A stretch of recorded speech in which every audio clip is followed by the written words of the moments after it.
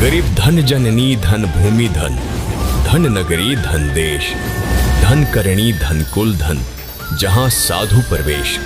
जगत गुरु तत्वदर्शी संत रामपाल जी महाराज के 74वें अवतरण दिवस के अवसर पर दिनांक 6, 7, 8 सितंबर 2024 को नेपाल सहित भारत के सभी सतलोक आश्रमों में 3 दिवसीय महासमागम का आयोजन किया जा रहा है। इस पवित्र अवसर पर 3 दिवसीय अखंड पाठ, विशाल भंडारा, विशाल सत्संग समारोह जैसे कई भव्य कार्यक्रम भी होंगे, जिसमें आप सभी नगर व ग्राम निवासियों को इस विशाल अद्वितीय भंडारे में सादर आमंत्रित किया जाता है। आयोजन स्थल का पता है सतलोक आश्रम धनाना धाम, सोनीपत, हरियाणा। इस कार्यक्रम का सीधा प्रसारण सुबह 9:15 बजे से दोपहर 12:15 बजे तक संत रामपाल जी महाराज यूट्यूब चैनल और स्पिरिचुअल लीडर संत रामपाल जी महाराज फेसबुक पेज पर भी देख सकते हैं।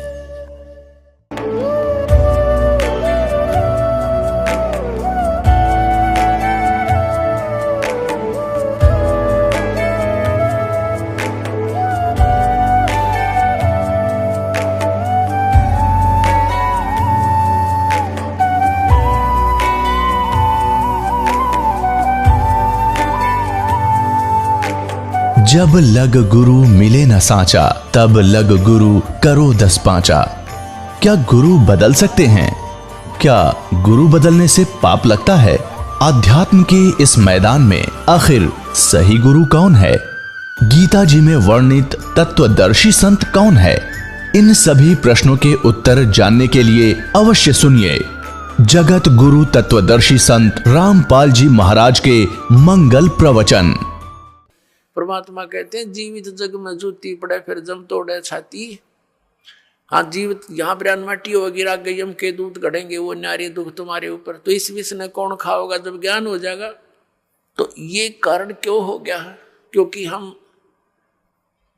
भगवान के विधान से अपरिचित होकर पाप कर रहे हैं। अब छोटे छोटे बच्चों को दास देखता है, बड़ी खुशी होती है।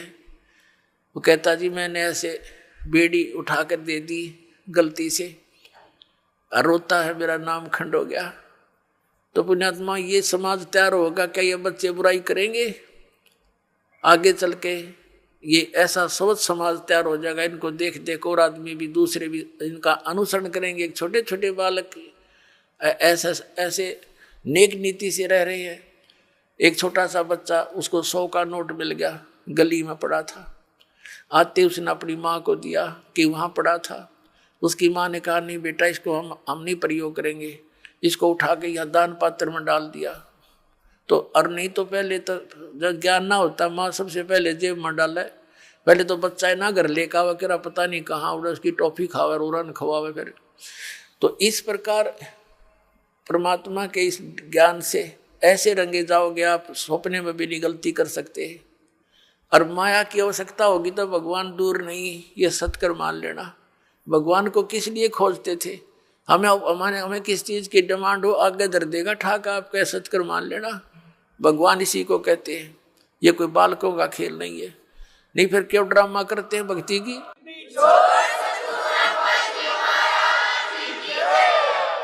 ये वो समृद्ध शक्ति है, एक वचन में सब कुछ कर सकता है आपके लिए, लेकिन उसके कराने योग्य आपने बनना पड़ेगा। कहते हैं सतगुरु के दरबार में कमी काहे की ना, और अंसा मौज नहीं पा रहा तेरी चूक चाकरी में। तो अगर इस सच्चे दरबार में किसी चीज की कमी नहीं है और आपके ऊपर मेहर नहीं हो रही है, तो आपकी कोई चाकरी में, आपकी सेवा और शुश्रूषा में कोई त्रुटि है, उसको ठीक कर, तुरंत बिजली आ जाएगी।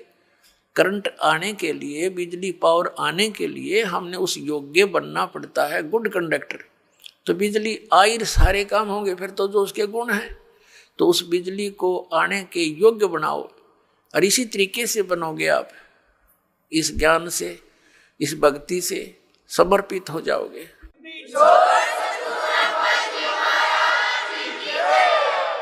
अब प्रसंग चल रहा है सतगुरु के उपदेश का, लाया एक विचार, जय सतगुरु मिलते नहीं जाते नरक द्वार। अब नरक द्वार में दूत सब करते खेचा ताण, उनसे कबू ना छूटता, फिर फिरता चारों खाने। के दुर्गति होती, चार खानी में भ्रमता, कदे ना लगता पार। और ये सब फेरा मिट गया मेरे सतगुरु के उपकार, यानी उस परम संत, उस संत की कृपा से, इस मंत्र की प्राप्ति से मेरा यू सारा जो दुख था ये बाईपास निकल गया। 100 फेरा सब मिट गया मेरे सतगुरु के उपकार। फिर क्या बताते हैं, 7 समुद्र की मसीह करूं और लेखनी करूं बन राय, धरती का कागज करूं गुरु गुण लिख्यो न जाए। होय होय, अब बता के गुण लिखेंगे इस परम पिता परमात्मा का। इतने कष्टों से हमें निकाल दिया, एक कुत्ते का जीवन लिखने लगो, एक मक्के के दुख है उसके ऊपर। गर्मियों सर्दियों के दिन, सर्दी का मौसम, गली में पड़ा है, पहले वो कोठी में रहता था एसी रूम में बिना बत्ती के, देख कहाँ बना उसका प्लेटफार्म, फिर गली में बैठा है, सहपरिवार लेटा है, कुतिया कुत्ते बनकर, ऊपर से वर्षा हो रही है, ठिठुर रहा है, आता जाता उसका लठ मार देता है, और फिर वो भूखा उठता है सवेरे, किसी के द्वार की तरफ भागता है, तो वहाँ सुबह सुबह कौन उसके लिए वहाँ परोठे तैयार कर रखा है, उसका डंडा मारेंगे चल, वो फिर दूसरे घर में घुसता है, तीसरे मनमान रसोई में पहुँच जा, क्यों भूख लग रही है, तो उसका लागे कड़ में लठ, फिर ट्या ट्या करता हुआ फिर कहाँ पहुँचेगा, कुरडियाँ पर गंध खाने के लिए जाएगा वो। पुणात्माओं, ये तो एक दिन का प्रोसेस है कुत्ते का। इसको सारे गधे कुत्ते सब 84 लाख योनियों को देखते हुए इसको लिखने लगे तो परमात्मा कहते हैं, परमात्मा के गुणों का या पूरी पृथ्वी जितना कागज हो, 7 समुद्रों की इंक हो, ये सब खत्म हो जाए पर परमेश्वर के इस गुण का अंत नहीं।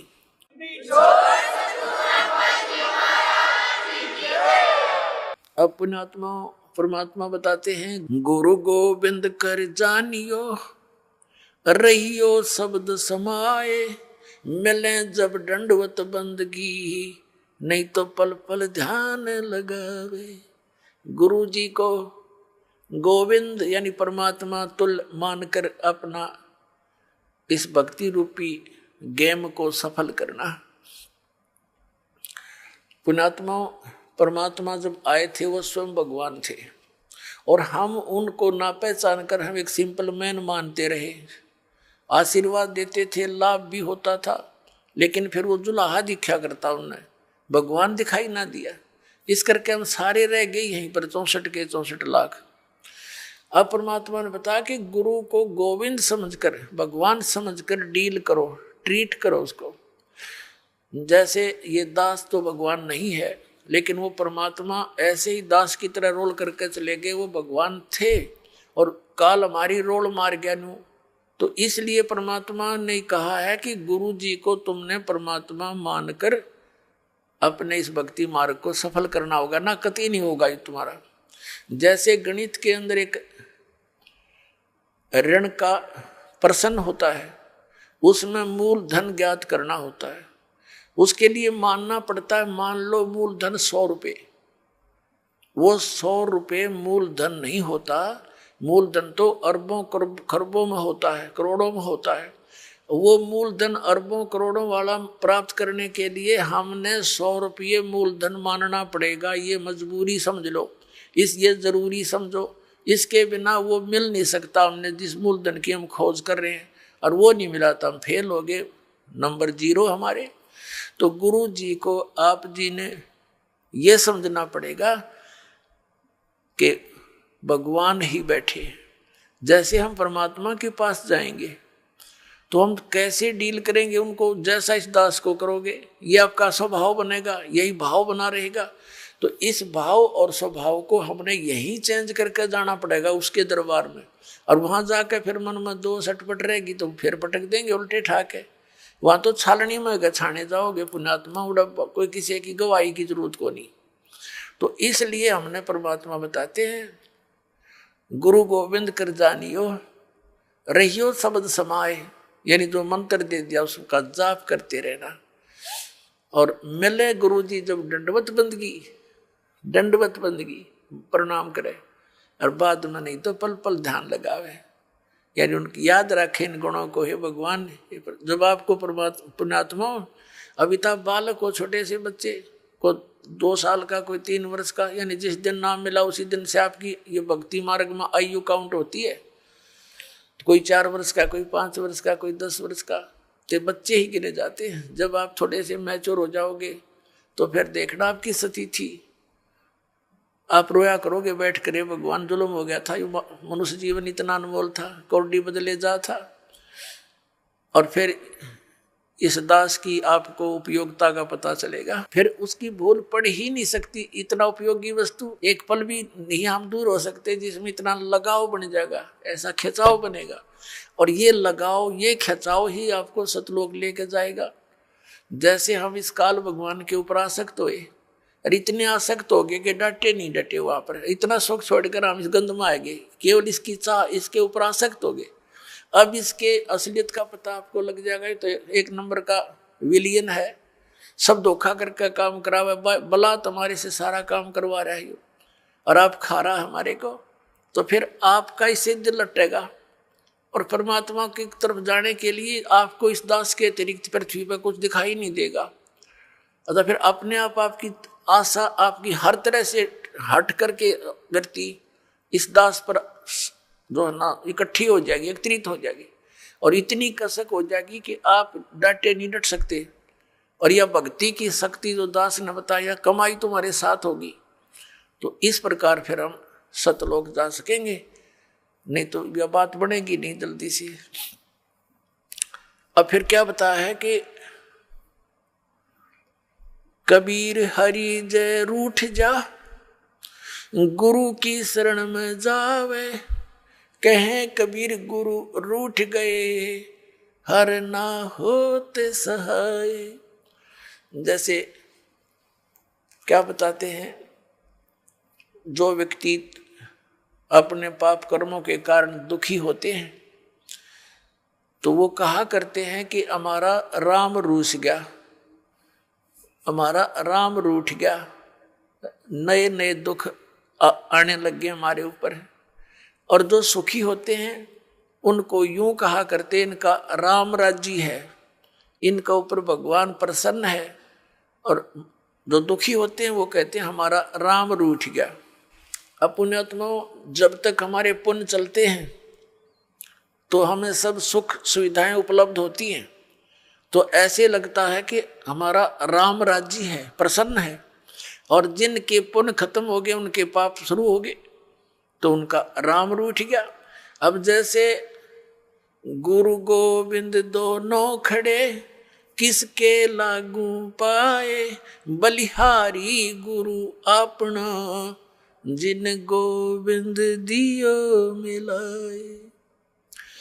अब क्या बताते हैं, परमात्मा ने कितना एग्जाम्पल दिया हमारे को समझाने के लिए, कैसा उदाहरण दिया है कि जैसे आप कहीं खेतों में एकांत स्थान पर या कहीं पर मजदूरी कर रहे हो, कोई कार्य कर रहे हो, मटका भर ले गए पानी का घट, और जब तक उसमें जल है तो नो प्रॉब्लम, प्यास लगी घट पिया, फिर काम लग गए।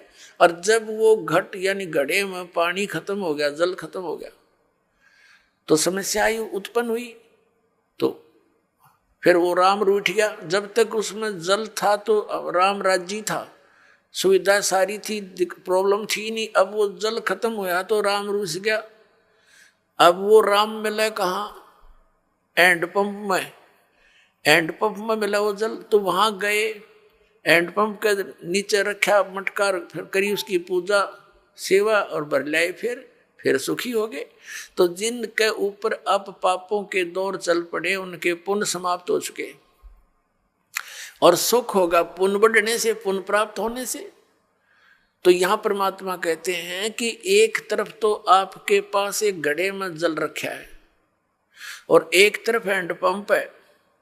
जल तो समझो परमात्मा है घड़े में, और हैंडपंप गुरु जी है। अब कौन से को सिलेक्ट करोगे तुम? हैंडपंप में तो कितना पानी निकाले, और मटका में जो जल है वो तो थोड़ी सी दिन, एक दिन भी पूरा ना निकाला मन माने पूरे परिवार का। तो यहाँ परमात्मा कहते हैं गुरु गोविंद दोनों खड़े, और किसके लागू पाए, बलिहारी गुरु अपना जिन गोविंद दिया मिलाए। हैंडपंप बिना जल नहीं मिलाए। कबीर हरि जय रूठ जा, गुरु की शरण में जावे, कहें कबीर गुरु रूठ गए तो हरि ना होत सहाय। जैसे हैंडपंप खराब कर दिया आपने, उसकी केयर टेक करी नहीं, तो फिर जल कैसे मिलेगा। अब गुरु रूठ गया तो भगवान साथ नहीं देगा बिल्कुल भी। परमात्मा कहते मम संत मुझे जान मेरा ही स्वरूपम, मेरे संत को मुझे ही जान लेना तब मैं तेरे निकट आऊंगा।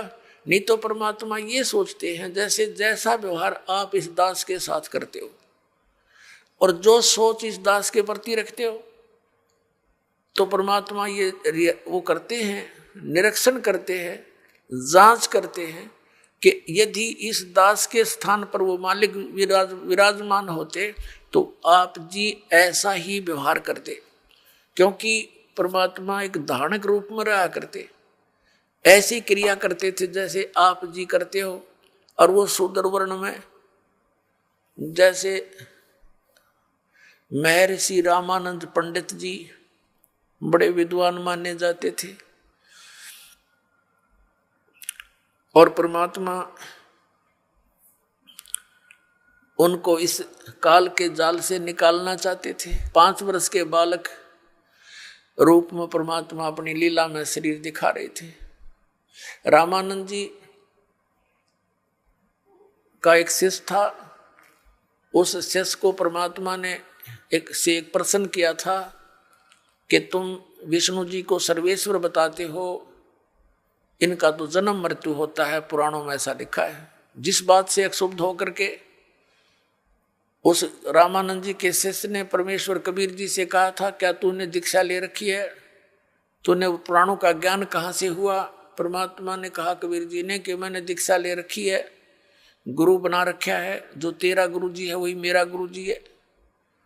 उस समय केवल ब्राह्मणों को दीक्षा देते थे, उन्हीं को भक्ति का अधिकारी मानते थे, अन्य को तो टोटके टाटके बता कर उन महाराज जी रखा करते थे, और कथा सुना सुना कर उनसे चंदा अपना वो लेते थे दान। इस बात से अक्षुब्ध होकर के तूने एक शूद्र होकर मेरे गुरु जी की बेइज्जती कर दी है, एक पंडित को अपना गुरु बताया है। रामानंद जी से कंप्लेंट की गई, कबीर परमात्मा को वहाँ बुला लिया गया। बहुत से श्रोता वहाँ विराजमान थे। रामानंद जी ने पहले तो प्रश्न उत्तर किए, तू कौन है, तेरा क्या नाम है। परमात्मा ने कहा था, सुन रामानंद राम में हम बावन नरसिंह। और फिर कहा था, ए स्वामी सृष्टा में सृष्टि हमारे तीर, दास गरीब अधर बसु मेरा मैं अवगत सत कबीर। रामानंद जी से कहा था कि ए रामानंद जी, मैं सारी सृष्टि का रचनहार हूँ और ऊपर सतलोक में रहता हूँ, मैं पूर्ण परमात्मा हूँ। इस बात से दुख मान गया रामानंद जी, बहुत सी गाली गलोच किया परमात्मा के प्रति कि तू नीच जात का है, छोटी जाति ऊंचा मुंह बातें करता है, तो कुजात है, तेरे माँ का पता ना पिता का पता नहीं कहाँ मिला था। इस तरह की ऊंची मंदी बातें कही, और परमात्मा खुश होकर खड़े रहे। जैसे एक सुयोग्य शिष्य ने अपने गुरु जी के सामने, चाहे वो कुछ भी बोले, वो कोई ऑब्जेक्शन, कोई दोष मन में नहीं आना चाहिए, ये रिहर्सल हमें बता कर गए थे परमात्मा। रामानंद जी गाली दे रहे हैं और परमात्मा खुश होकर खड़े कि आप जो कहो सिर उधारिए, लेकिन मैं हूँ वही जो आपको दास ने बताया, मैं परमात्मा हूँ। रामानंद जी का नहीं यकीन हुआ, वो बीच में पूजा करने लग गया कि रुक जा थोड़ी देर। बीच में पर्दा लगा दिया कि मैं शूद्रों के दर्शन भी नहीं करता, ये दिखाने के लिए। और झोपड़ी के अंदर बैठकर एक पूजा करने लगा, जैसे भगवान विष्णु की काल्पनिक मूर्ति बनाई। ये शालिग्राम की पूजा ऐसे करते थे जैसे विष्णु जी की मूर्ति को, श्री कृष्ण की मूर्ति को नवाते गंगा जल से, फिर उनको साफ कपड़े पहनाते, छोटे छोटे कपड़े बनवा रखे होते।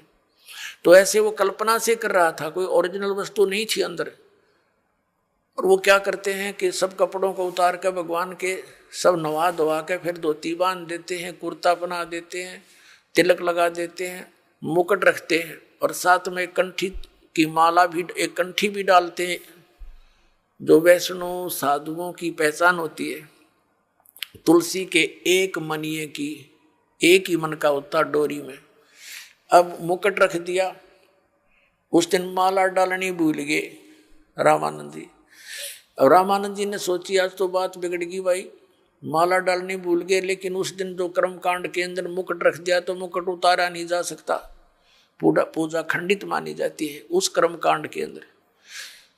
और यदि पूरा श्रृंगार नहीं हुआ, कंठी नहीं डली, तो भी पूजा खंडित, इनकम्प्लीट रह गई। तो रामानंद जी ने सोचा इस मुकुट के ऊपर से डाल देता हूं। वो मुकुट में फंस गई, अंदर नहीं जा रही है। बड़ा चिंतित हुआ। पुण्यात्मा भगत ही होते हैं, ठीक अवस्था डले ढोरे हैं, लेकिन भक्ति के लक्षण उनमें विद्यमान रहते हैं। बहुत दुखी हो गया रामानंद, हे भगवान आज मेरे से की गलती बन गई। इतने जीवन में 104 वर्ष का हो गया, 16 वर्ष की आयु में लगा था आपके चरणों में, आज तक ऐसी भूल नहीं बनी थी। हे परमात्मा कोई गलती हो तो माफ करना। बाहर खड़े भगवान कबीर साहब बोलते हैं कि स्वामी जी इस माला की गांठ खोल लो या गुंडी खोल के और फिर गले में डाल दो, मुकुट उतारना नहीं पड़ेगा आपको। अपना आत्माओं, एक छोटा सा बालक और शूद्र वर्ण में जुलाहे जाति में, और जिन जुलाहों को शूद्रों को वो ब्राह्मण लोग छूने भी नहीं देते थे, अपने शरीर से दूर 10 कदम दूर रखते थे। अब इसको ब्राह्मण कहते हैं। ब्राह्मण सो जो ब्रह्म पहचान है, जो भगवान को पहचान ले वो ब्राह्मण है, ना तो सूखे डले डोहे प्राणी। अब जब रामानंद ब्राह्मण ने देखा कि ये कबीर, ये तो परमात्मा खड़े हैं जिसने मेरे मन की बात बता दी, मैं तो कोई कल्पना कर रहा था, मन में सोच ही रहा था, मेरे मन की बात बता दी। अब वो पर्दा दिया फेंक, और सामने हजारों की संख्या में ब्राह्मण दर्शक बैठे कि आज कबीर की पिटाई होगी और रामानंद जी कहेगा कि मैंने इसको दीक्षा नहीं दी, ये झूठ बोलता है। रामानंद जी ने देखा बाहर के पूरा ब्राह्मण वर्ग समाज खड़ा है और उधर एक भगवान खड़ा है शूद्र रूप में, तो कहते परमात्मा कहते हैं वक्त पड़े सौदा करे और बाढ़ में जाओ युग थोथा ज्ञान। उसी समय उस बालक की को ऐसे अपने सीने से लगा लिया परमात्मा को रामानंद जी ने। बोलो सतगुरुदेव की।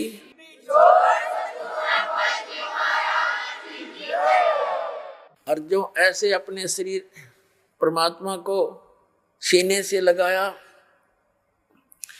तो इतना नरम शरीर था परमात्मा का जैसे रुई रबड़ होता है, क्योंकि उनका शरीर शुक्रम अकायम असनाविरम है। परमात्मा का शरीर हमारे जैसा 5 तत्वों से बना हुआ नहीं है। जैसे यजुर्वेद अध्याय नंबर 40 के मंत्र 8 में लिखा है, कबीर मनीषी शुक्रम अकायम असनाविरम स्वयंभू। वो स्वयं प्रकट हुआ होता होने वाला परमात्मा है, स्वयंभू है, उसका कोई कर्ता नहीं, वो स्वयं बना है, अपना आप ही है, समझो स्वयंभू का अर्थ। और उसका शरीर असनाविरम, या अडचाम का पुतला नहीं।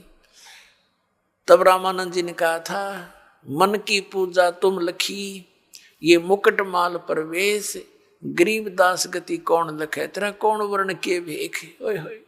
अब रामानंद जी कहते हैं भगवान आप तो परमात्मा हो और आपको कैसे पहचान सके हमारे जैसे जीव सत्र के व्यक्ति।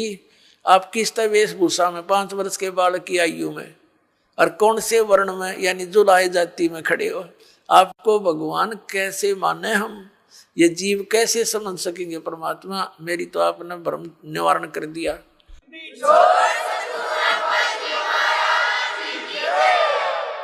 मन की पूजा तुम लखी और मुकुट माल परवेश।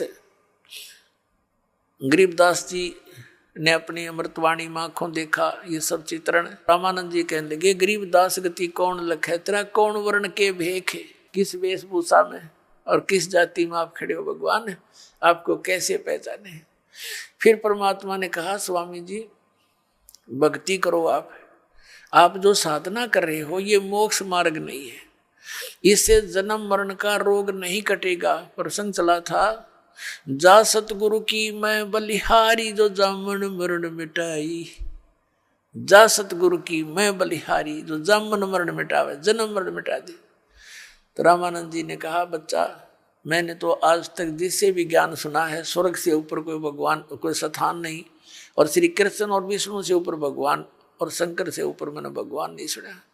अब इनकी पूजा छोड़कर मैं और की पूजा कैसे करूं, कैसे विश्वास करूं? बालक तेरे पे मैंने 104 वर्ष का वर्द हो गया। अब आप जो बताने जा रहे हो कि परमात्मा और है, क्योंकि परमेश्वर कबीर जी ने सारा कुछ बताया, आपकी गीता जी में लिखा है 18वें अध्याय के 62वें श्लोक में, 18वें अध्याय के 66वें श्लोक में आपका गीता ज्ञानदाता कहता है कि तू सर्वधर्मान परित्यज माम एकम शरणम व्रज, तो सर्व भाव से उस परमेश्वर की शरण में जा, उसी के कृपा से तू परम शांति को प्राप्त हो। अब उनको कंठस्थ याद थे, ब्राह्मण थे, वो तो सारी याद थी, पूरी गीता कंठस्थ याद थी, सब श्लोक याद थे। तो रामानंद जी ने कहा कि हे भगवान, हम तो इसका व्रज का अर्थ उल्टा ही लगाए बैठे थे। तो परमात्मा ने कहा, अब उल्टा कर लो, क्योंकि गाड़ी को उल्टा डाल ले तो चले नहीं, गाड़ी को सीधा ही खड़ा करना पड़ेगा। परमात्मा ने कहा कि उसकी शरण में जाने के लिए जो साधना है वो 17वें अध्याय के 23वें श्लोक में लिखा।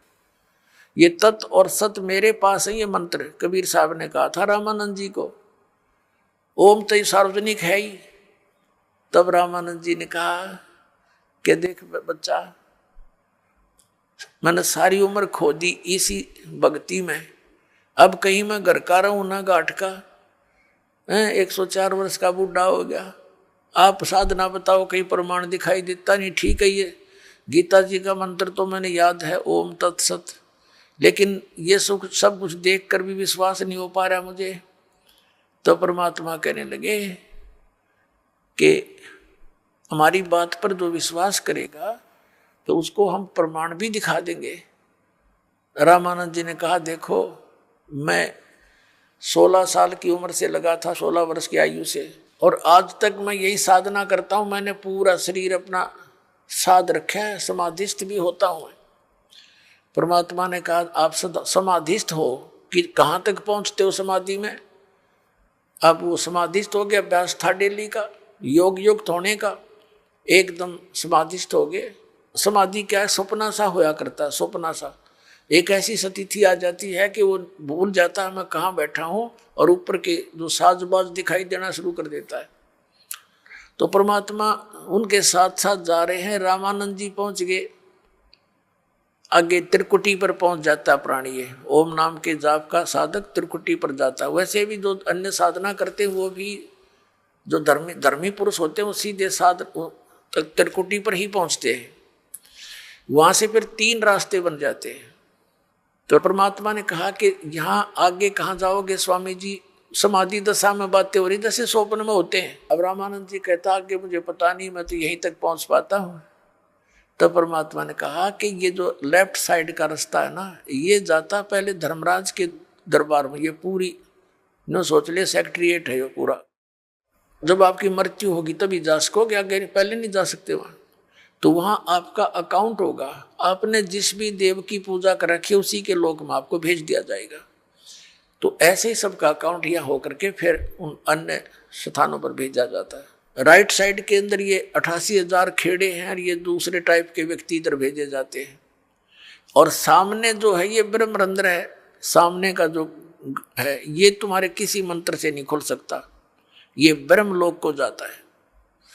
आपके पास जो मंत्र हैं आप जाप करते हो, ओम नमः शिवाय या ओम भगवते वासुदेव या हरे राम कृष्ण राधे श्याम, इन करके जाप देख लो आप। रामानंद जी ने सारा कुछ कर लिया लेकिन वो गेट नहीं खुला। तो परमात्मा ने कहा मैं खोलूं मेरे सतनाम से? परमात्मा ने कहा देख मैं सिमरण करता हूँ सतनाम का। वो तो मालिक थे, सिमरण किया, एकदम सामने का गेट न पट दे ही खुल गया। अकाज है मेरे साथ। उनके अब अंदर जाते ही ऑटोमेटिक ही फिर बंद हो गया।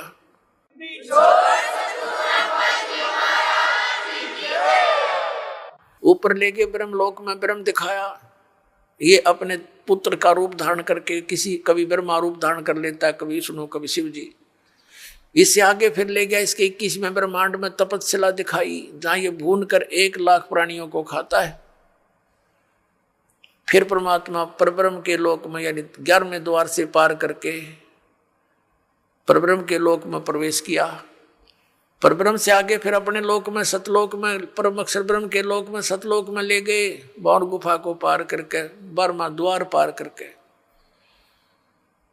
तो वहां क्या देखा, वहां की जो स्थिति, जो भगवान वहां रहते हैं, वहां तेजो में शरीर है परमात्मा का, उसको सतपुरुष कहो, परम अक्षर पुरुष कहो, उसको कबीर भगवान कहो।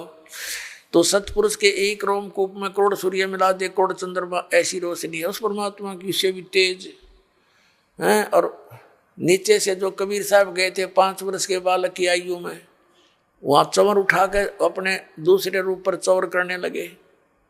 तो रामानंद जी ने सोचा कि ये कबीर जी तो यहाँ का कोई देवता है, गण है, और ये है सचमुच वो परम अक्षर ब्रह्म जिसके विषय में गीता में कहा है। तो उसी समय वो सोच ही रहे थे, वो तेजो में शरीर जो तख्त पर, तख्त माने सिंहासन, तख्त का अर्थ कोई यूं नहीं है लकड़ी का तख्त पर बैठे, यानी अनंत कोट ब्रह्मांड के कंट्रोलर के सिंहासन पर विराजमान है। वहां से खड़े हुए और चवर ले लिया परमात्मा से 5 वर्ष के बालक से, और 5 वर्ष का बालक बैठ गया उस अनंत कोट ब्रह्मांड के सिंहासन के ऊपर कबीर रूप में। और वो तेजो में शरीर परमात्मा कबीर जी 5 वर्ष के बालक पर एक सेवक की तरह ऐसे सेवा करने लगे चंवर से।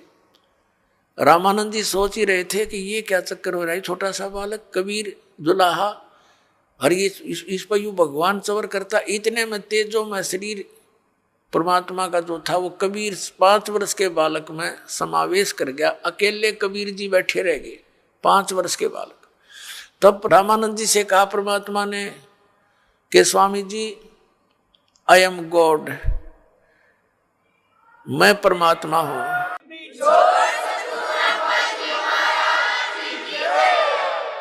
और तुम मेरे बच्चे हो, वहां काल के जाल में हो, देख झांक कर उस नरक में जहां तुम रह रहे हो। रामानंद जी ने नीचे देखा तो तेरे की यहाँ तो ऐसे दिखे जैसे कीड़े मकोड़े चल रहे होते इस नरक में। इसका सारे जो यहाँ के राष्ट्रपति और प्रधानमंत्री चाहे सब कुछ हो, वो सतलोक की तुलना में ऐसा गंध दिखाई देता है। परमात्मा कहते हैं 100 योजन जाती है या दुनिया की गंध 100 योजन तक, 1 योजन में 12 किलोमीटर, कहते 1200 किलोमीटर तक इसकी बदबू जाती है ऊपर इस गंदे लोक की, जहां तुम ठाठ मान रहे हो। स्वर्ग सारे मिला करके सारे इतने खराब हैं यहाँ के। तब रामानंद जी से कहा कि जाओ तुम वापस यहाँ आना पड़ेगा। हो गया विश्वास आपको? अगे भगवान हमारी ताएं खुल गई। जब वापस आए शरीर में, सामने फिर बैठे परमात्मा, वही 5 वर्ष के बालक रूप में जागोष्ठी हो रही थी उनकी। चरण पकड़ दिए 104 साल के उस वृद्ध ने, ब्राह्मण ने, सच वो था ब्राह्मण, और 5 वर्ष के दानक के पैर पकड़ दिए उस बालक के, और कहा कि 2 ठोड़ है, एक तू भया एक से 2, और गरीबदास हमकार ने तुम आए हो मुग्धो। तुम साहेब तुम संत हो, तुम सतगुरु तुम हंस, और गरीबदास तेरे रूप में ना और न दूजा अंश।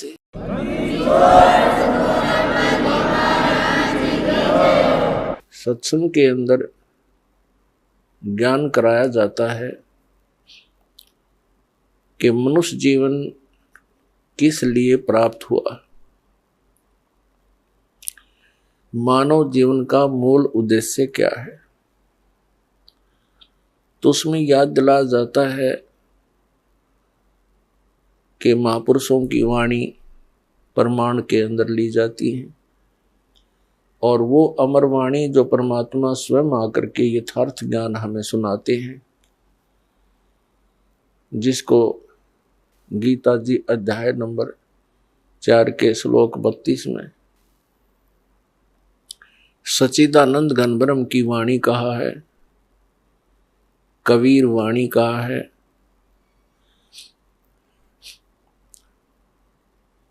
वो अमर वाणी परमात्मा स्वयं सुनाते हैं अपने मुख कमल से। तो इन महापुरुषों की और परमात्मा की उन अमर वाणियों को आधार बनाकर सत्संग सुनाया जाता है, और उसके अंदर सत्संग के अंदर सभी सद्ग्रंथ भी आधार बनाए जाते हैं। और उनके आधार से जो ज्ञान सुनाया जाता है वो सत्संग है। इसके अतिरिक्त अन्य कोई वचन सुनाते हैं, प्रवचन सुनाते हैं, सत्संग करते हैं, और वो हमारे पवित्र सदग्रंथों से या उन महापुरुषों की अमर वाणी से या परमेश्वर कबीर जी की अमर वाणी से मेल नहीं खाते हैं, तो वो सत्संग नहीं है, क्योंकि उनके अंदर सत्य नहीं है, सत्य का अभाव है। सबसे पहले सत्संग के अंदर ये जानकारी दी जाती है, मानुष जन्म पायक नहीं रटे हरि नाम, जैसे कुआ जल बिना बनवाया क्या काम।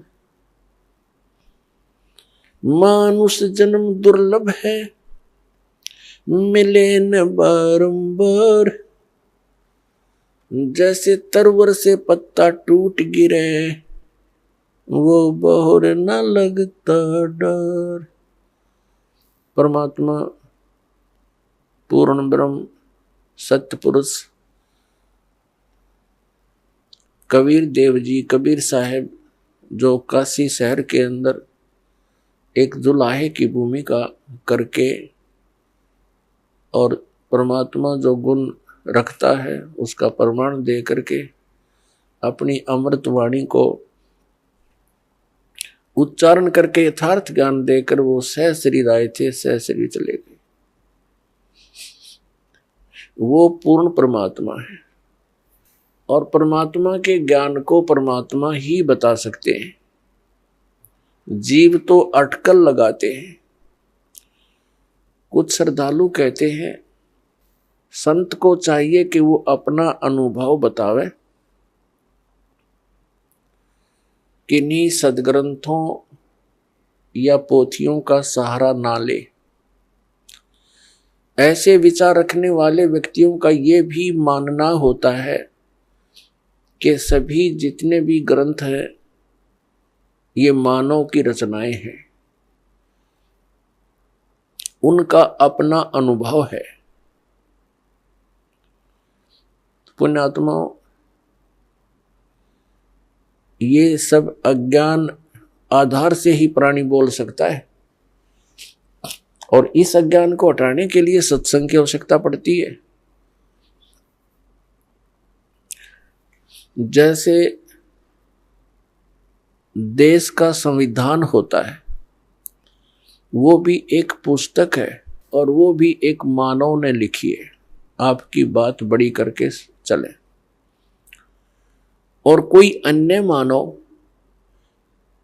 अपने सत्र का और विधान बनाकर लिख दे और छपवा दे और बांट दे, तो उसकी क्या वैल्यू है, क्या यूज है, क्या लाभ हुआ उसका?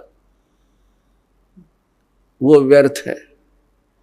इसी प्रकार परमात्मा के विधान को लिखने वाला भले ही कोई मानव है, जैसे श्री वेद व्यास जी और श्री धर्मदास जी और श्री गोपाल दास जी, लिखने वाले मानव हैं, लेकिन वो संविधान परमात्मा का है और उस विधान के अनुसार जिसके वचन नहीं है, उस संविधान यानी परमात्मा के विधान ज्ञान अनुसार किसी अन्य व्यक्ति, ऋषि, महर्षि या किसी संत मंडलेश्वर महंत की वो पुस्तक परमात्मा के विधान से मेल नहीं खाती है तो व्यर्थ है। दूसरी बात रही कि संत को चाहिए कि वो अपना अनुभव बतावे, पुस्तकों का आधार ना माने। ये भी एक बालक के विचार हो सकते हैं जिसने कभी विद्यालय देखा ही ना हो। जैसे टीचर होते हैं, विद्यालय में पढ़ाते हैं अध्यापक, उनका एक निर्धारित पाठ्यक्रम होता है, सिलेबस कहते हैं उसको, और जो टीचर सिलेबस से बाहर ज्ञान देता है और सिलेबस के अनुसार ज्ञान नहीं देता है, वो भले ही उसको पढ़कर सुनावे या उसको याद करके वैसे सुनावे। वचन वही होने चाहिए जो पाठ्यक्रम की पुस्तकों में विद्यमान है। तो वो टीचर ठीक है, हितैषी है, और जो उन पाठ्यक्रम की पुस्तकों से हटकर अपनी कोई अन्य बकवाद सुनाता है तो वो टीचर ठीक नहीं। अब जैसे परमात्मा की जानकारी परमात्मा ने आकर बता दी और उन्होंने ये भी ज्ञान दे दिया कि तुम ऐसे ऐसे करो जिस कारण से तुम वहां उस स्थान को प्राप्त कर लोगे जहां जाने के बाद फिर लौटकर संसार में कभी नहीं आना पड़ता। उसको पूर्ण मोक्ष कहते हैं।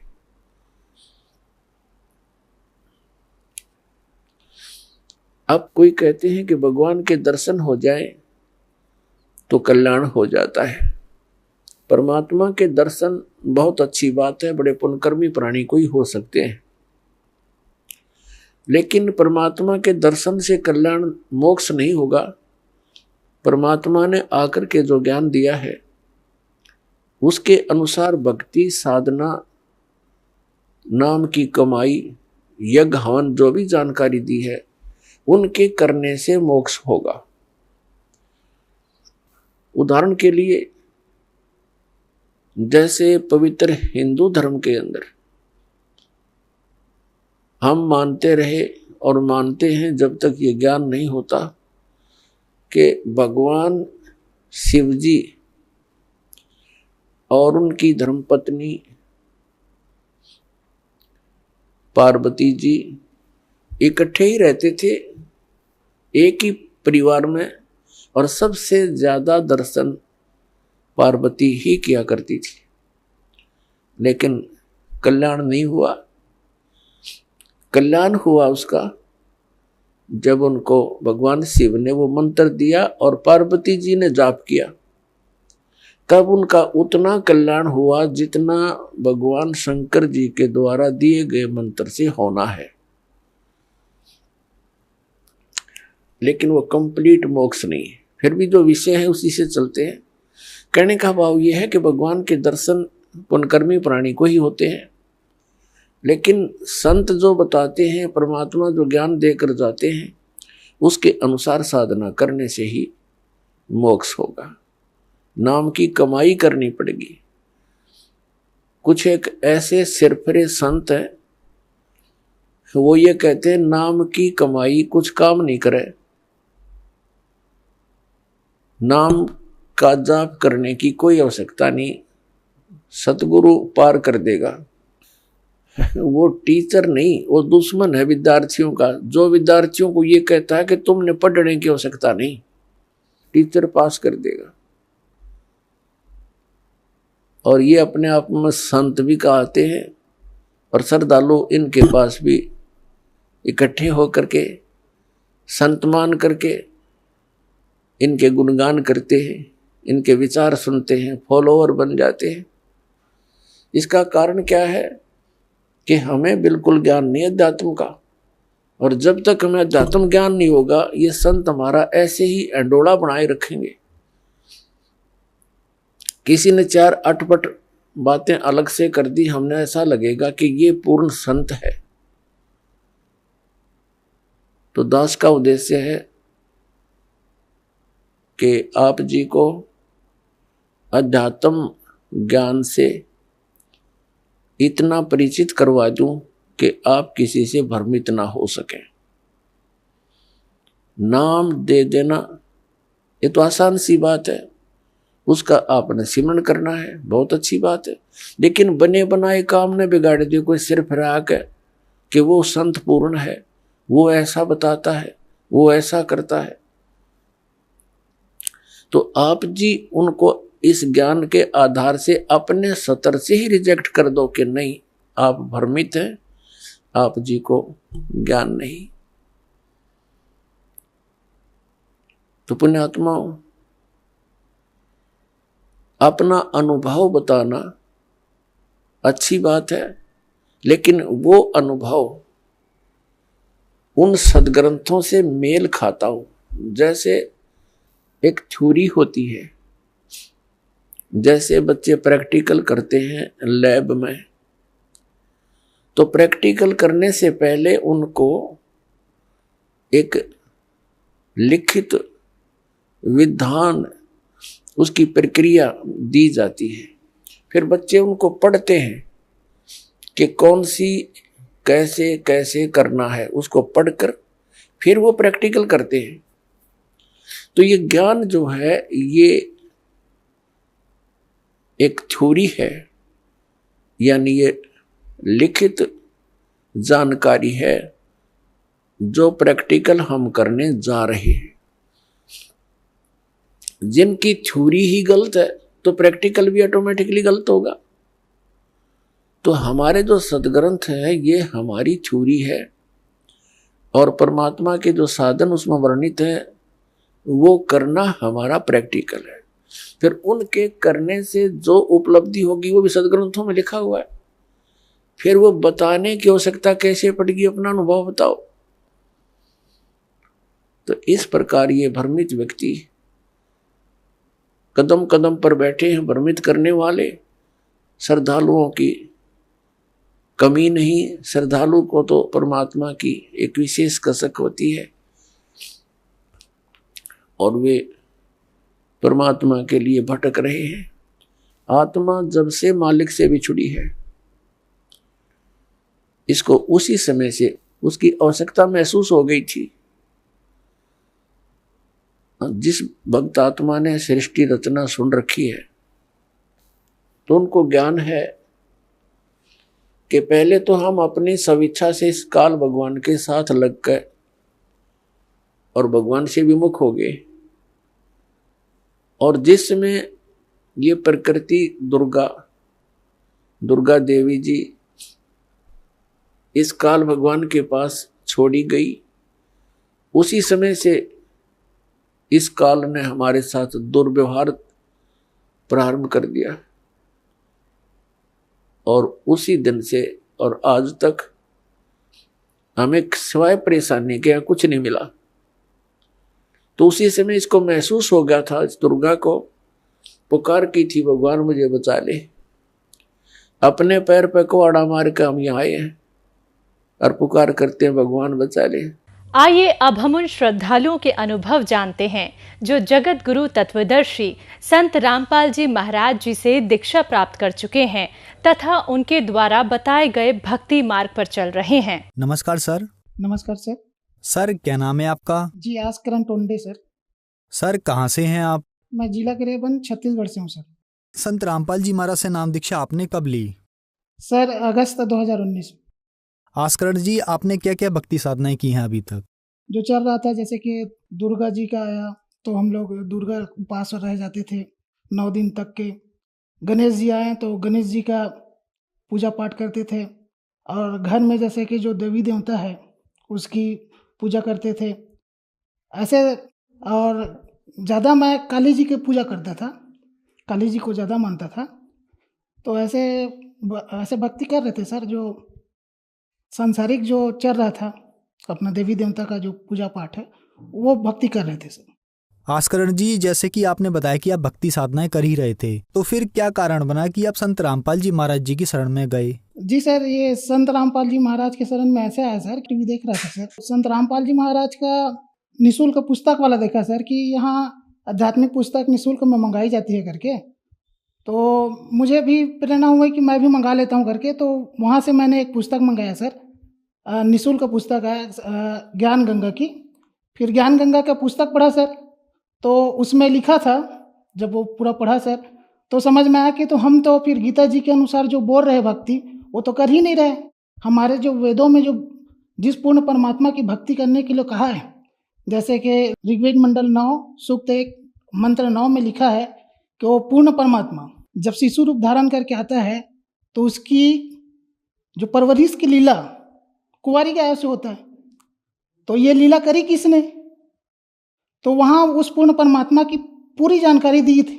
तो वो सब ज्ञान जब पढ़ा सर जी, तब संत रामपाल जी महाराज से हमने नाम दीक्षा लिया। रायपुर नामदान केंद्र में गया सर, और वहाँ संत रामपाल जी से नाम दीक्षा लिया। आस्करण जी, संत रामपाल जी महाराज से नाम दीक्षा लेने के बाद आपको क्या लाभ मिले? सर जी, लाभ तो बहुत हुए हैं और पल पल होते रहते हैं। उसमें से मैं मोटा मोटा बताऊं सर, तो जैसे कि मुझे साइनोसाइटिस था सर। साइनोसाइटिस ऐसा था सर कि जैसे मैं रात में सोता था तो मेरा नाक ब्लॉक हो जाता सर, नोज, और मैं सांस नहीं ले पाता था, अचानक बंद हो जाता था, तो मैं रात में उठ के बैठ जाता था। उसके अलावा बहुत सारे जैसे कि एलर्जी हो गया था सर, साथ ही साथ एलर्जी बोले तो मैं दूध का चाय नहीं पी पाता था, दही खट्टा चीज़ नहीं खा पाता था, धूल से एलर्जी थी सर, धूल जैसे जाता था, एसी से एलर्जी थी सर, ठंडा चीज़ पानी नहीं पी पाता था, अगर पी लेता तो वही सांस नाक ब्लॉक हो जाता था सर। ऐसे बहुत सारे ना समस्या थी। तो मैं डॉक्टर के पास गया सर, तो डॉक्टर यहाँ फूल चौक में है, डॉक्टर मटरेजा, नाक कान गला विशेषज्ञ, उसके पास भी दिखाया सर, और बहुत सारे एम्स में भी गए सर। तो वहाँ एक्सरे करवाने के लिए बोला, एक्सरे करवा दिया सर। एक्सरे करवाने के बाद पता चला कि आपको तो लेफ्ट नोज में साइनोसाइटिस है, आपको तो ऑपरेशन कराना पड़ेगा करके। तो पहले जो विशेषज्ञ थे सर डॉक्टर मटरेजा, उससे इलाज करवाया सर। तो उसने 2 बार नाक साफ किया तो ठीक ही नहीं हुआ। फिर मैं तीसरी बार एम्स में गया सर, एम्स का भी दवाई लिया, जैसे ही लेता था सर तो थोड़ा बहुत आराम था, उसके बाद फिर वैसे ही चालू हो जाता था, ठीक नहीं हुआ। तो फिर डॉक्टर मटरेजा बोले सर कि आपको ऑपरेशन करवाना पड़ेगा करके। तो ऑपरेशन करवाने के लिए बोले सर, तो और ये भी बोले कि ऑपरेशन आपका सक्सेस होगा कि भी नहीं होगा ये पता नहीं करके। तो फिर उसी दौरान मैंने नाम दीक्षा लिया, संत रामपाल जी महाराज से नाम दीक्षा लिया। संत रामपाल जी महाराज के नाम दीक्षा लेने से जो मंत्र दिए सर, वो मंत्र जाप करने से ही बिना ऑपरेशन किए ही 15 दिन के अंतर्गत मेरा जो समस्या था सर, जो जिसके कारण मैं ना तो शक्कर का चाय पी पा रहा था, ना दूध का सेवन कर पा रहा था, धूल में नहीं जा पा रहा था, एसी में नहीं बैठ पा रहा था, वो सारा समस्या सर संत रामपाल जी महाराज के दिए गए नाम के जाप से ही ठीक हो गया सर। और भी बहुत सारे लाभ हुए सर, जैसे कि इसके अलावा मेरे यहाँ छोटी सी बच्ची है 4 साल की, उसको सर 2 बार ना फीवर हो गया था। तो जब फीवर ज़्यादा हो जाता था तो उसको वो बेहोश हो जाती थी सर, मतलब उसको झटका आ जाता था। तो हम लोग उसको भर्ती किए, तो डॉक्टर ने बोला कि इलाज करवाए। फिर डॉक्टर बोले कि बेटा अगर तीसरी बार अगर ना इसको ना ऐसी आ गया और झटका फीवर के कारण, तो इसको ज़िंदगी भर या तो इसको जान का खतरा है, या तो ये ज़िंदगी भर ना मस्तिष्क जो बीमारी मनोविज्ञान वाला बोलते हैं, उसकी गोली आपको इसको खिलाना पड़ेगा करके, ज़िंदगी भर इसको खिलाना पड़ेगा करके। तो उसमें भी संत रामपाल जी महाराज की दया हुई। एक बार ऐसा हुआ कि हम लोग आ रहे थे, तो हम लोग इस चक्कर में हमेशा पैरासीटामॉल का गोली आइबुप्रोफेन का जो डॉक्टर दिए थे उसको रखे ही रहते थे, ताकि अगर फीवर हुआ तो समय पर खिला सके करके। एक दिन ऐसा हुआ, वो दवाई हमारे पास नहीं था, तो वो दवाई नहीं था, तो और उसी बीच में रात के 11 बजे के आसपास है, रात के 11 बजे हमारी बच्ची को बहुत तेज़ बुखार हो गया सर, और हमको ऐसा लगा कि किसी ने जगाया हमको करके, और वो बच्ची ना एकदम तेज़ बुखार के कारण काँप रही थी सर, और हमारे पास दवाई भी नहीं था, जाए तो करे तो क्या करे। तो हमने उसी समय दंडवत स्थान में गए और संत रामपाल जी महाराज से दंडवत किया, और बोले कि हे संत रामपाल जी महाराज, अब आप ही कुछ कर सकते हो, हे पूर्ण परमात्मा, अब तो कुछ है ही नहीं। पूर्ण परमात्मा बंदी छोड़ सदगुरु रामपाल जी महाराज को सुमरन किए, और वो जो चरणामृत देते हैं सर, उसको जैसे ही चरणामृत को हम लोग पिलाए, जैसे ही पिलाया सर, उसके कुछ ही सेकंड में जितना तेज बुखार था वो पसीना आना चालू हो गया सर। वो बच्ची की जान बची सर, नहीं तो आज बहुत अनहोनी हो जा रही थी, उससे राहत मिली सर। और हमारी यहाँ हमारी पत्नी है सर, नाम दीक्षा लेने से पहले उसको महाराज लोग जैसे है, भट्टी उट्टी लोग रहते हैं, उसको बता दिए थे कि इसकी जीवन रेखा बहुत ही कम है, जैसे ही इसका सुख का समय आएगा इसकी आयु समाप्त हो जाएगी, ऐसा करके बता दिए थे सर।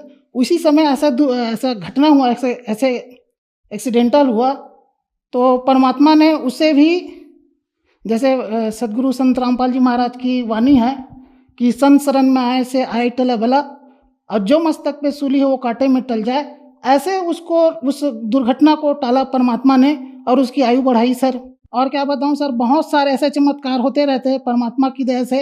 एक बार हमारी अभी 1 महीना पहले की बात है, हमारे छोटे बच्चे 4 साल के हैं सर, तो वो ऐसे खेलते खेलते टहलते टहलते जा रहे थे, तो अचानक उसका पैर स्लिप हो गया। जैसे पैर स्लिप हुआ तो आगे से एक बाइक सवार आ रहे थे और अचानक से स्लिप हुआ सर, तो वो संभाल नहीं पाए, तो उसके पैर वो आगे चक्का में जो बाइक है उसके में आ गया सर आगे। तो परमात्मा की ऐसी रजा हुई, संत रामपाल जी महाराज की ऐसी रजा हुई कि तुरंत वो गाड़ी का ब्रेक ऐसे लग गया, आंखों देखा हाल है सर। परमात्मा अगर संत रामपाल जी महाराज के शरण में नहीं होते तो आज मेरे बच्चे का एक्सीडेंट हो जाता सर और वो पैर टूट जा रहा था। वहाँ भी हमको राहत मिली, परमात्मा पल पल में साथ देते हैं सर। सर जी मैं एक और बताना चाहूँगा, जैसे मेरे यहाँ सासू माँ है, उसको कैंसर था सर, तो उसको कैंसर था और वो कैंसर इतना बढ़ गया था सर कि डॉक्टरों ने बोल दिया था कि उसे कीमोथेरेपी देना पड़ेगा करके। जब कीमोथेरेपी देना पड़ेगा करके बोले तो वो घबरा गई सर, और गुरुजी से, संत रामपाल जी महाराज से प्रार्थना लगाए। प्रार्थना में ये बोले कि भक्ति करो बेटा, परमात्मा सब ठीक करेंगे करके। और आज मेरी यहाँ सासू माँ बिना ऑपरेशन के और बिना कीमोथेरेपी के संत रामपाल जी महाराज के दया से आज पूर्ण रूप से स्वस्थ है सर। और उसका जो कैंसर का जो रिपोर्ट है, रिपोर्ट नील है सर, ये भी लाभ हुआ सर।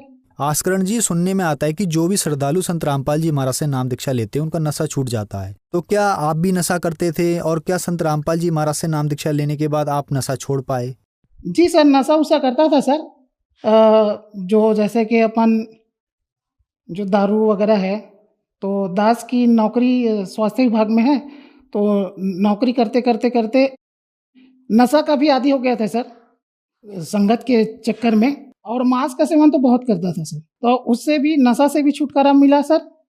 आस्करण जी, जैसे कि आपने बताया कि आप एक गंभीर बीमारी से पीड़ित थे, आपने विशेषज्ञों को भी दिखाया और एम्स में भी दिखाया। एम्स में भी आपको बता दिया कि आपको इसका ऑपरेशन कराना पड़ेगा, लेकिन संत रामपाल जी महाराज से नाम दीक्षा लेने के बाद ना तो आपने कोई ऑपरेशन कराया, ना इस बीमारी की कोई दवा खाई और आप ठीक हो गए। तो सर ऐसा कैसे संभव हो रहा है जहाँ एम्स जैसे बड़े बड़े हॉस्पिटल से निराश व्यक्ति संत रामपाल जी महाराज से नाम दीक्षा लेते हैं और वो ठीक हो जाते हैं? जी सर, ये संत रामपाल जी महाराज द्वारा जो दिए गए शास्त्र अनुकूल जो मंत्र है सर, उसकी शक्ति से ये हो रहा है। आस्करण जी, जो दर्शक आज आपको हमारे टीवी चैनल्स पर देख रहे हैं और वो भी किसी ना किसी बीमारी से ग्रस्त हैं, उनके लिए आप क्या कहना चाहेंगे? जी सर, ऐसे भक्तों के लिए तो एक ही प्रार्थना है कि संत रामपाल जी महाराज द्वारा लिखित पुस्तक जीने की राह है, ज्ञान गंगा है, ये निःशुल्क मंगाए या किसी भगत जी से प्राप्त करके आप उसे पढ़िए, ज्ञान को समझिए, अपने शास्त्रों से मिलाइए, और शास्त्रों से मिलाने के बाद आप ये संत रामपाल जी से नाम दीक्षा लीजिए। जितने लाइलाज बीमारी हैं और जितने ऐसे जो समाज में जो भक्त है, भाई है, जो ऐसे बीमारियों से ग्रस्त है, जो लाइलाज बीमारी से ग्रस्त है, उससे मेरा हाथ जोड़कर प्रार्थना है, निवेदन है कि आप संत रामपाल जी महाराज का सत्संग सुने, पुस्तक पढ़े, और उसे मिलान करने के बाद आप संत रामपाल जी से नाम उपदेश ले। मेरा दावा नहीं सर, पूरा पूर्ण विश्वास है कि आप भी, जैसे मैं स्वस्थ हुआ हूँ, आप भी संत रामपाल जी महाराज से नाम दीक्षा लेने के बाद स्वस्थ होंगे सर। सर, संत रामपाल जी महाराज से नाम दीक्षा कैसे ली जा सकती है? जी, संत रामपाल जी महाराज से नाम दीक्षा ऐसे ली जा सकती है सर कि बहुत से राष्ट्रीय और अंतर्राष्ट्रीय चैनलों पे, टीवी चैनलों पे संत रामपाल जी महाराज का सत्संग चलता है, उस पे पट्टी चलती है सर। आश्रम का जो नंबर रहता है उस नंबर को आप लगाएंगे सर, फ़ोन करेंगे तो वहाँ आपको नज़दीकी जो नामदान केंद्र है, आज संत रामपाल जी महाराज की दया से पूरे विश्व में 500 नामदान केंद्र खुल चुके हैं सर। तो वहाँ आपके नज़दीकी जो नामदान केंद्र है उसका पता बताएंगे सर, और आप आसानी से नामदान ले सकते हैं। निःशुल्क नामदान की व्यवस्था की जाती है सर। धन्यवाद सर। जी सच साहब।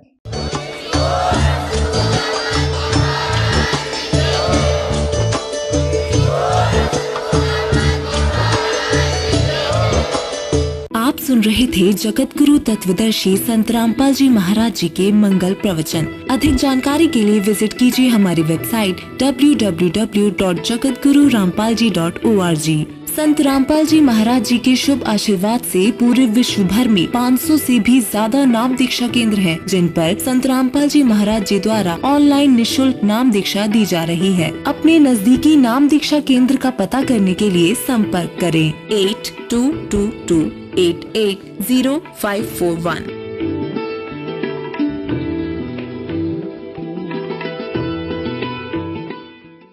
गरीब धन जननी धन भूमि धन, धन नगरी धन देश, धन करणी धन कुल धन, जहां साधु प्रवेश। जगत गुरु तत्वदर्शी संत रामपाल जी महाराज के 74वें अवतरण दिवस के अवसर पर दिनांक 6, 7, 8 सितंबर 2024 को नेपाल सहित भारत के सभी सतलोक आश्रमों में 3 दिवसीय महासमागम का आयोजन किया जा रहा है।